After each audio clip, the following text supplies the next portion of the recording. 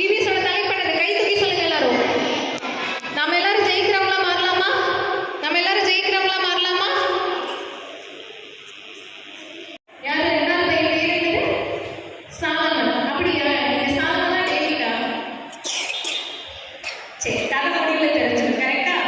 So Solomon வந்து அவங்க அப்பா பேசி கேட்க மாட்டாங்க, அவர் இஷ்டப்படி இருக்காராம். அப்போ இன்னும் சிலதெல்லாம் டே 1 சரியா? டே 1 தலைப்பு என்னது? புது வாழ்வு பெற்றவன். என்னமா? புது வாழ்வு பெற்றவன் ஒருவன்.